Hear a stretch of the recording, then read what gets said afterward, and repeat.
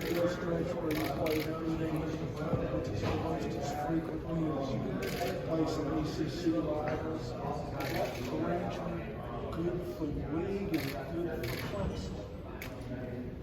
I mean, I think anytime you can play good teams, it's good for you, regardless if they're in the league or not in the league. I mean, that's kind of been our, scheduling model since I got the job. We tried to play, 10, all-ins, if you will, and we tried to play one team from our state and then another group of 5 type of team. That's kind of been our model for a long time. I know not everybody, really subscribes to that. 10 Power 5 type of games, but so I think it's great. Anytime you can play a great team, certainly Notre Dame is one of those teams. Coach Swinney, what type of offense are you expecting Riley to put together for your ball team? Well, I mean, I think the best offenses we've had is we've had some semblance of balance. Not that you're going to be some 50-50 type deal week to week. It just kind of depends on where you are. I think that's where your explosiveness comes from. So I think when it's all said and done, we got to be able to run the football. That's where it starts. I think we're going to be able to do that, but then you also have to be able to throw the ball at a high level. And so I think the biggest thing will be just a little bit more explosive, getting back to what we've been accustomed to from an explosive standpoint. Hopefully more big plays. Part of that is being healthy and getting kind of all hands on deck as well. Dabo, if Florida State is consistently really good, is that good for the ACC and is that good for Clemson? I mean, I don't know if it's good for Clemson, but it's definitely good for the ACC. As many good teams as you can have. I mean, Mike has done an amazing job. He really has. They've done a great job, and you can kind of see it coming. I think they've made steady progress. Done a great job in putting their roster together as they've tried to build their roster since he got there. But I think it's good anytime you got, whether it's Florida State or whoever. And I mean, there's a lot of great coaches and a lot of great players in this league. It's a talented league from top to bottom. There's no disputing that. I mean, I know people don't want to talk about that, but the NFL, when it comes to our leagues, second most. All the way back to 05, 2013, whatever, how you want to look at it. That's a long time. Quarterbacks, etc. So a lot of great players, and again, a lot of great coaches that I don't think necessarily get the recognition that they deserve. But I don't think anybody would say that it's a bad thing when you have a bunch of good teams in your league. Where are Coach Riley and Cade at this point heading into the fall in terms of getting on the same page with the offense and just kind of being in sync? Yeah, well, I mean, they're ready to go. They're both, very, positive and enthusiastic people just naturally. So they're both really ready. We've gotten a lot of work done since January. Everybody's just ready to get out on the field and let's start to, reap the benefits of that work. But the one other positive about Garrett is he recruited Cade, so he knew him already, prior to him getting here to Clemson. So they're ready to go. It's been a great summer from a preparation standpoint. Cade has done an amazing job of leading our guys and our skills and drills, and installation-wise, we're in a good spot. So now we just got to go do it. Was there a moment that Coach Morris back around? He had so much success here. Oh, that's great. I love Chad. It's one of those things. He probably would have come back this spring, but he had a bad horse accident. He broke his leg, and it was really bad.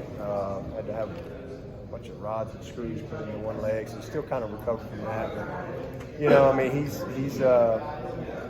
he's a very cheap, high qualified guy to have hanging around. But he's gonna, it's kind of like what we did with Ted Roof a couple years ago. I mean, he's gonna go watch Chandler play, but he still wants to be involved, and he can bring a lot of value. I mean, he'll be like a special assistant in football. He's actually going to work with the defense and the offense, and that he's going to, just stay a week ahead and really, just add a lot of value from another lens. This guy's been really, really good offensive coordinator. He's been a head coach. I mean, he's just got a lot of experience.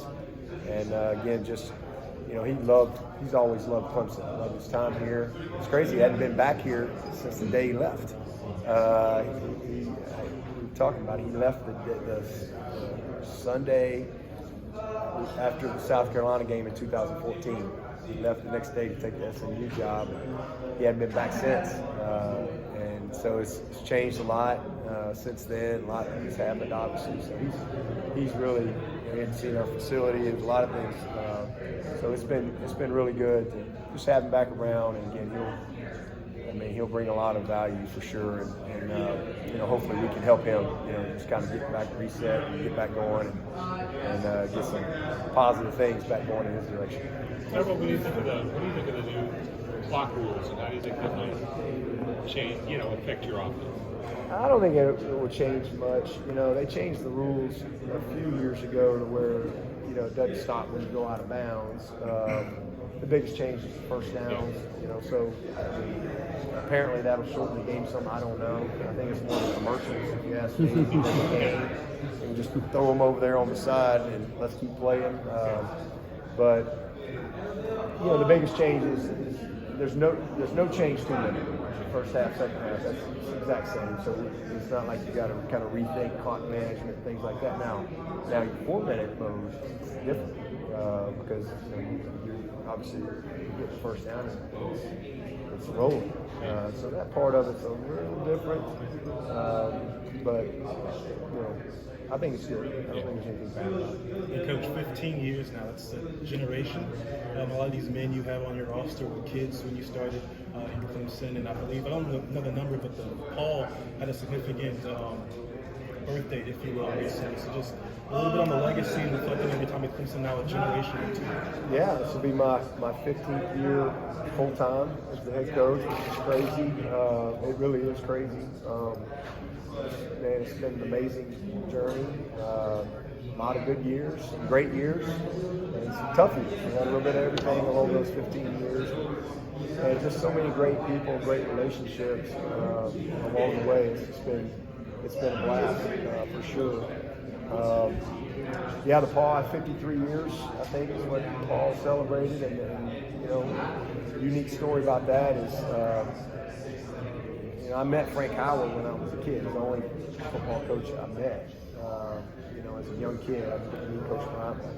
I met Frank Howard, which is crazy. And then Hootie Ingram was the one who just, I think, become the head coach at Clemson, and he was a great player at Alabama. I guess they wanted to kind of rebrand some things and change kind of logo, whatever, and they hired this company to do all this stuff, and they ended up settling on Paul. Once Coach Howard, I guess, signed off on it, said, okay, let's do it. And but the crazy thing about that is when I go to Alabama, Hootie Ingram is my AD. He was the athletic director while I'm a player and starting my coaching career. So it's kind of a weird connection as well. What do you like most about the makeup of this team? Say that again? What do you like most about the makeup of this team? Well, I think it starts with those 7 graduates that could have all gone into the NFL draft. That all our graduates, I think 3 of them have master's degrees, and you know, they all chose to stay at Clemson. And you know, they didn't choose to hang out and play on the lake for a year. You know, they came back with a very focused vision and purpose of what they wanted to do individually and also as a team. So that really is awesome, because these are guys I didn't expect to be back, and now they're all back. And that type of leadership it has been great. And then we signed another great class. I thought we signed a great class last year, and I think we signed a great class this year. 15 of them came mid-year. So there's a lot of enthusiasm that comes with that. There's a lot of competition that comes with that. And then, you know, guys like Cade, guys like Antonio, guys that have been in the program, like a Trent Howard, a Ryan Linthicum, Marcus Tate, you know, maybe don't know as much about, Cade Denhoff, who are going into that 3rd year, redshirt junior, that are really developing. So it's a good roster. It's a good mix from top to bottom. What's driving the team this year?